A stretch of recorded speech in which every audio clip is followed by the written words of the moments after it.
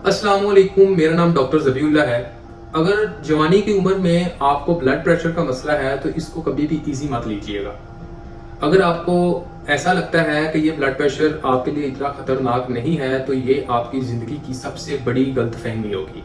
एक दफ़ा मैं ईद पे अपने गांव में आया हुआ था और गांव वाले घर में जब बैठे हुए थे सारे, तो उसी दौरान एक डिस्कशन हो रही थी कि फलां का जो बेटा है उसको बहुत ज़्यादा उसकी तबीयत ख़राब है और उसका ब्लड प्रेशर जो है वो कम नहीं हो रहा। उसको वो पुकारा जो है वो हॉस्पिटल के अंदर भी लेके गए हैं, उसके बाद अभी उसको वापस लेके आए हैं, लेकिन उसकी तबीयत अभी तक भी ख़राब है, उसकी ठीक नहीं हुई।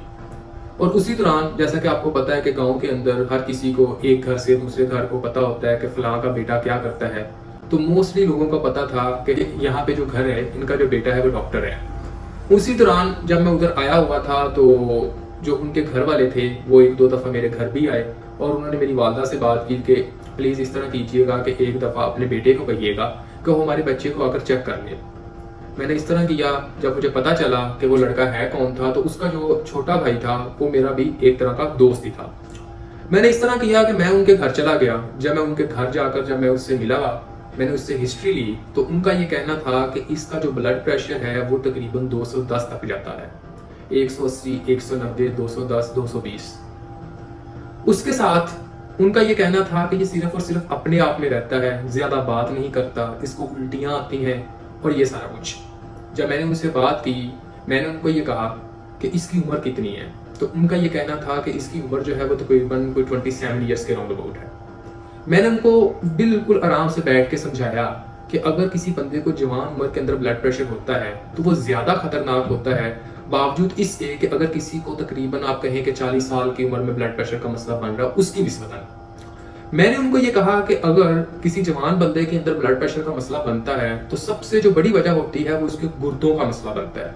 उनके अब्बू को मैं ये सारा कुछ समझा रहा था, उनके भाई को भी समझा रहा था और उनकी फैमिली इधर बैठी हुई थी। मैंने उनको ये सारी डिस्कशन की कि गुर्दों का जो मसला है वो सबसे बड़ा मसला होता है जिसकी वजह से जवानी के अंदर जो ब्लड प्रेशर बढ़ता है। इसके अलावा और भी वजूहात हो सकती हैं, लाजमी नहीं कि गुर्दों का ही ब्लड प्रेशर बढ़ने के साथ लिंक हो। बाज़ औक़ात ऐसा होता है कि गुर्दों के अंदर जो रसोलियाँ बनना, पानी की थैलियाँ जो होती हैं वो बनना शुरू हो जाती हैं, जिसकी वजह से ब्लड प्रेशर का मसला बनता है। कुछ आपके हार्मोनल प्रॉब्लम्स होते हैं जिसकी वजह से आप ब्लड प्रेशर का मसला बन जाता होता है। कुछ एंडोक्राइनोलॉजिकल डिसऑर्डर्स होते हैं जिसके अंदर आपका ब्लड प्रेशर का मसला बन सकता होता है। और कुछ एक तरह की दिमाग की बीमारियां भी हो सकती हैं जिनके अंदर ब्लड प्रेशर का मसला बन सकता है। लेकिन इन सब में से सबसे ज्यादा जो ब्लड प्रेशर का मसला जवानी के अंदर बनता है वो गुर्दों की वजह से बनता है। उनको मैंने बताया, उसके बाद फिर मैंने ये कहा कि आप इस तरह कीजिए कि कम से कम अगर इनका इतना ब्लड प्रेशर जा रहा है तो आपने इनके कुछ टेस्ट तो करवाए होंगे। उन्होंने कहा कि नहीं, ईद की छुट्टियां थी, इस वजह से कोई टेस्ट इनके नहीं हुए। उनको मैंने कुछ टेस्ट लिख के दिए। मैंने कहा कि आप इस तरह कीजिएगा कि ये जो टेस्ट है वो आप लोग लाजमी करवाइएगा। उनके अंदर खास तौर पर जो मैंने अल्ट्रासाउंड डॉपलर जो था वो मैंने लिख के दिया ताकि रेनल आर्टरी स्टेनोसिस को आप डिटेक्ट कर सको। फिर मैंने उनको कहा कि आप आरएफटी करवाएं, जिसको रेनल फंक्शन टेस्ट कहते हैं, गुर्दों के टेस्ट यानी के। फिर उसके बाद जो जो चीज़ें आपका ब्लड प्रेशर को बढ़ाती होती हैं वो सारी चीज़ें जो हैं मैंने रूल आउट करने के लिए कि कोई ये तो ब्लड प्रेशर का मसला नहीं बन रहा, मैंने वो सारे टेस्ट लिखे। जिसमें वैनिलीन मेंडेलिक एसिड का लेवल चेक करने के लिए मैंने कहा, ये सारे मतलब के छोटे मोटे जो भी टेस्ट होते थे वो मैंने लिखे। अब उनका ये कहना था, जब मैं उनके सामने बात कर रहा था, जब मैं नीचे आया हूँ तो नीचे आके उनके वालिद साहब का ये कहना था कि देखें डॉक्टर साहब, आप ठीक कह रहे होंगे, लेकिन जो हमारा बेटा है, हम जब इनको ओकाड़ा में चेक करवाया था उसके बाद हम वहाँ पे एक कारी साहब हैं उनके पास लेके गए।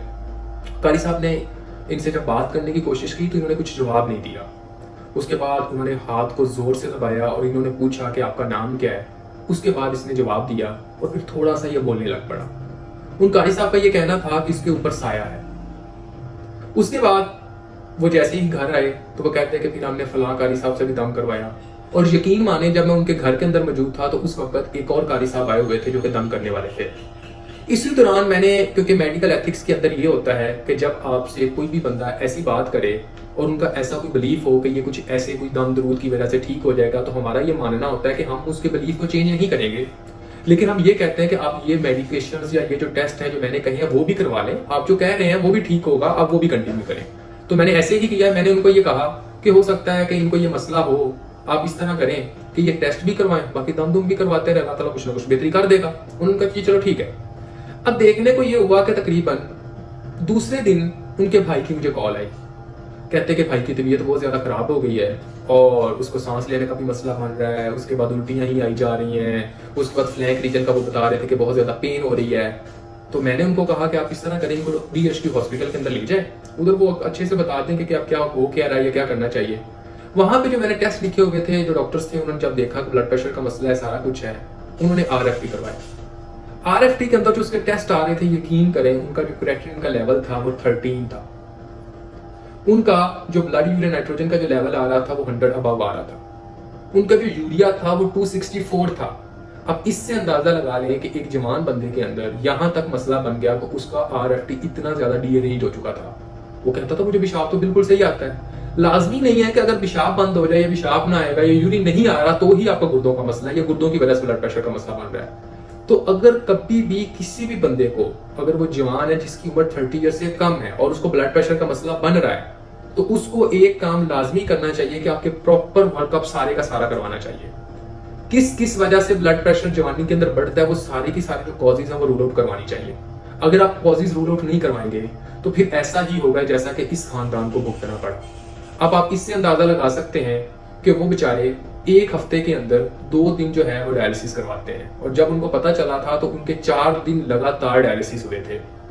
और अब डॉक्टर्स का ये कहना है कि इनको बचाने के लिए गुर्दों का ट्रांसप्लांट करना होगा। इसलिए मैं जितने भी सुनने वाले लोग हैं उनको यही कहूंगा कि अगर कभी भी किसी को भी ब्लड प्रेशर का मसला है जवानी के अंदर, इसको इजी मत लीजिएगा। इसकी पूरी की पूरी इन्वेस्टिगेशन होनी चाहिए, उसके बाद इसका प्रॉपर ट्रीटमेंट होना चाहिए। और इसके साथ ही अगर आपको कोई और टॉपिक के ऊपर कोई भी इंफॉर्मेशन वीडियो चाहिए हो तो आप कमेंट बॉक्स के अंदर कमेंट कर सकते हैं। अपना बहुत ज़्यादा ख्याल रखिएगा। फी अमानिल्लाह, अल्लाह हाफिज़।